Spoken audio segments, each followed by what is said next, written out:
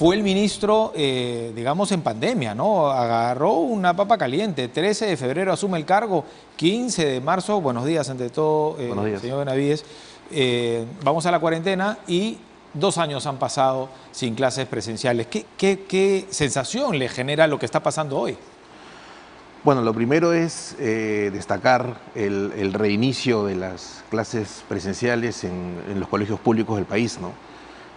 Ha pasado mucho tiempo, podríamos decir que esto pudo haberse dado antes, pero en todo caso la noticia es que ya se está regresando y hay que asegurar para que los niños y niñas de todo el país regresen con condiciones adecuadas para empezar a orientar las clases y las actividades hacia, por un lado, recuperar los aprendizajes que se hayan perdido y por otra parte también darles todo el apoyo emocional que necesitan por todo lo que han tenido que experimentar estos 2 años, ¿no? Patricia Salas mencionaba más temprano que efectivamente hay que ir a una evaluación, ¿verdad? A los niños para ver en qué situación se encuentran, pero con paciencia, Calma. dijo, ¿no? Con calma, ¿no? Sí, hay que darle mucha calma, mucha tranquilidad.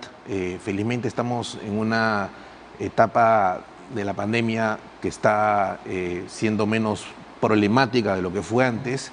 Hay que empezar a cambiar también las narrativas, ¿no? Empezar a escolarizar nuevamente la educación, ¿no? El tema de los temas relacionados con la escuela misma, ¿no? Si bien es importante siempre estar atentas con los protocolos, creo que también es importante que la educación empiece a ganar su espacio, ¿no? A los temas pedagógicos, educativos, las aspiraciones de los niños y niñas, el juego, ¿no? Que tengan la oportunidad de jugar, ¿no? Van a tener algunas restricciones, quizás con la mascarilla, pero no les podemos limitar el derecho al juego, porque volver para no jugar... es tampoco... complicado, ¿no? Usted que es sociólogo, entiendo también, que en ese sentido, ¿qué cree? Es importante la socialización de los pequeños, pero en estos espacios cerrados es un poco contradictorio, digamos, ¿no? Sin duda, ¿no? Siempre la interacción con los compañeros y las compañeras va a ayudarlos a desarrollar competencias diferentes, va a hacerlos sentir tranquilos, tranquilas. La amistad, el juego son elementos muy importantes de nuestra vida en las etapas más tempranas, ¿no? Claro que sí. Entonces la escuela tiene que empezar, digamos, a ubicarse también en ese escenario, ¿no?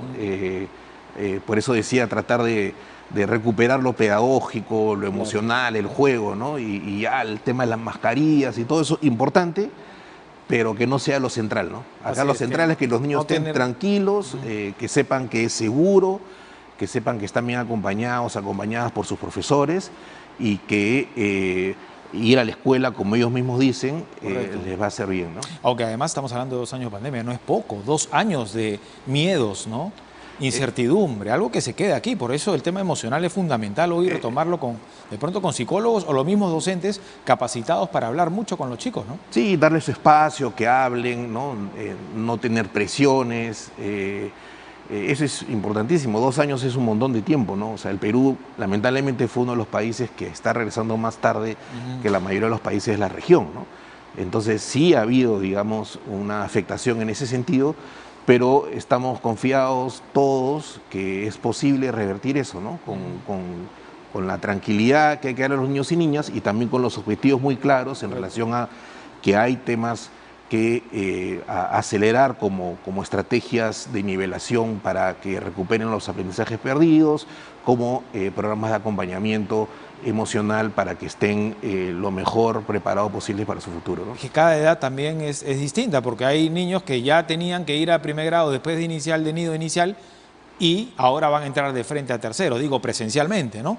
Y hay otros niños que están entrando efectivamente a primero de primaria, hay otros que simplemente iban a cuarto de secundaria y ahora van a la universidad. Entonces cada alumno tiene, pues, es una realidad distinta, ¿no? Sí, hay que saber qué cosas no se lograron aprender, ¿no? Correcto. Pero y otros también, de primaria, secundaria también. Pero también hay que tratar de identificar aquellos que sí pudieron aprender, ¿no? Porque algunos de ellos podrían haber desarrollado nuevas competencias, ¿no? Los niños y niñas son muy distintos. Son muy, sí, entonces, y hoy en día los niños son avispados también, entonces ya adquieren mucho más rápido los conocimientos. En ese sentido, ¿la virtualidad, cree usted, ya llegó para quedarse? Es decir, ahora ya estamos hablando de una educación híbrida, o más presencial que virtual, pero que no se debe digamos, anular del todo, ¿no? Desde que surgió Aprendo en Casa, en el 6 de abril del 2020, 2020, claro.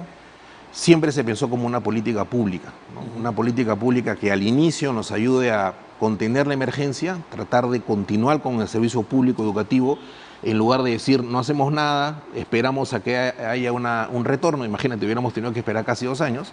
Lo que se decidió, no, vamos a tratar de continuar con el servicio educativo para la mayor cantidad de estudiantes que podamos, ojalá para el 100%, pero siempre pensamos que toda la estrategia de educación a distancia tenía que ser el mejor complemento, sobre todo para la etapa donde se iba a retornar a la presencialidad y donde necesitábamos recuperar aprendizajes. Entonces, ese momento es ahora.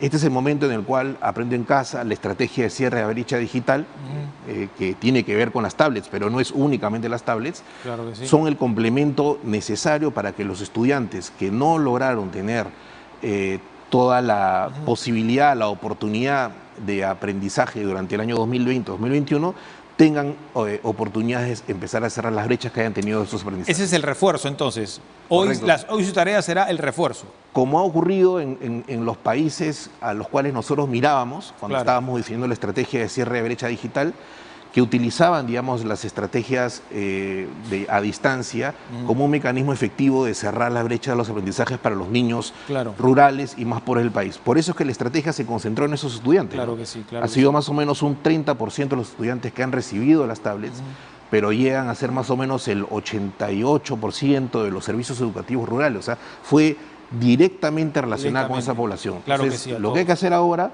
es tratar de identificar quiénes fueron los estudiantes que menos contacto tuvieron con Aprendo en Casa. Podríamos estimar que podrían ser unos 700.000 estudiantes, combinando los que tuvieron que salir, los que fueron y volvieron, y a ellos ver cómo se empata ese grupo de estudiantes con los que han recibido las tablets. Yo creo que va a haber una coincidencia muy grande y hay una oportunidad ahí de empezar a desarrollar programas de tutoría o de refuerzo con esos estudiantes, ¿no? Correcto, tiene que haber un estudio al respecto. Ahora, bueno, nosotros tenemos unas imágenes, nos queda grabado obviamente el Aprendo en Casa, porque además TV Perú, el canal de todos los peruanos, cumplió un rol fundamental en esto, ¿no? Y recordamos mucho que usted incluso encabezaba los días sábados, entiendo, la clase, conversaba con los niños y niñas que veían Aprendo en Casa y obviamente se ponían al día, ¿no? En cuanto a los conocimientos. Era la forma. En ese momento se atendió de este modo. La semana pasada estuvo aquí el ministro de Educación, Rosendo Serna, y yo le consulté sobre Aprendo en Casa y él habló sobre un trabajo complementario, ¿no? Que hoy era un complemento. Y usted, de alguna manera, es lo que usted señala en este momento. Pero el ministro Serna, en otro medio de comunicación, señaló que Aprendo en Casa no había cumplido su objetivo. Usted como, en su momento, gestor, ¿qué sensación le merece esta opinión? Bueno, dependiendo cuál sea el objetivo, ¿no? El objetivo de Aprendo en Casa en los primeros meses fue tratar de garantizar la continuidad del servicio educativo, ¿no? Y eso se logró para casi el 95% de los escolares. Que no tenían nada en ese momento, no había nada. No había forma. Y decidimos además muy rápidamente no quedarnos únicamente con la internet, porque sabíamos que en los contextos rurales 9 de cada 10 hogares no tienen internet. Entonces rápidamente hicimos, como usted señala, un acuerdo que fue muy importante con TV Perú, que nos garantizó la televisión, pero también la radio. Trabajamos programas en lenguas originarias, convencimos a los privados de que nos den 1 hora de televisión, ¿no? Recuerda que había 1 hora de televisión libre, nosotros no pagamos ni un sol para eso. Entonces se generó una movilización para que la mayor cantidad de los estudiantes tengan una manera de continuar con su derecho a la educación. Evidentemente, Aprendo en Casa no iba a lograr reemplazar los aprendizajes en un contexto tradicional, eso no fue el objetivo, ¿no? Y siempre sabíamos que teníamos que desarrollar mecanismos complementarios. Por eso es que diseñamos el programa de cierre de brecha digital y por eso es que nosotros desde junio de 2020 estábamos ya pensando en el retorno. Recuerden, ustedes que en junio de 2020 sale la primera norma de retorno que sacamos para los estudiantes rurales, que eran los que menos contacto tenían, ¿no? Entonces siempre estuvimos pensando en continuar con el servicio, con Aprendo en Casa, que sea una política pública luego para complementar los aprendizajes, como bien ha dicho el ministro, pero en su primera etapa era una estrategia para mitigar el impacto negativo de la falta de presencialidad. Y en una etapa más adelante se convierta, al igual que con el programa de cierre de brecha digital y con una presencialidad que hemos debido acelerar mucho más fuertemente en, digamos, el año 2021, en estrategias que se combinen para asegurar que el derecho de los niños y niñas se dé en condiciones de igualdad, ¿no? Para ir finalizando, hablamos también con el ministro Serna sobre las tablets, ¿verdad? Yo le recordaba que hubo una compra que no se ejecutó porque hubo irregularidades. Entiendo que usted mismo, el ministerio la anuló en su momento, ¿verdad? Y esto generó un retraso y un malestar porque básicamente visibilizaba las brechas, ¿verdad? No todos tenían las mismas posibilidades. Ahora, él habló, me pareció interesante la propuesta, se lo pregunté a Patricia Salas, también ex ministra de Educación más temprano, sobre la posibilidad de que ahora las tablets, que mejor dicho, que todos los textos escolares estén en las tablets, es decir, la digitalización total. ¿Esto es factible? Absolutamente, esa fue la idea, en realidad desde un inicio. Ahí, digamos, quizás el ministro no ha tenido toda la información del caso, pero el millón de tablets tenían 35 aplicaciones y los contenidos pedagógicos precargados, ¿no?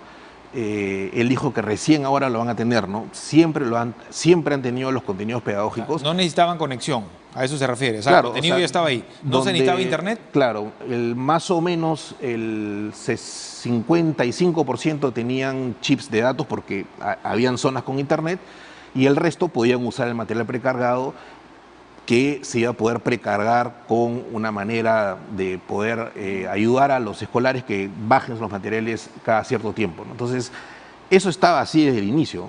Ahora lo que se trata es mejorar esas estrategias de conectividad.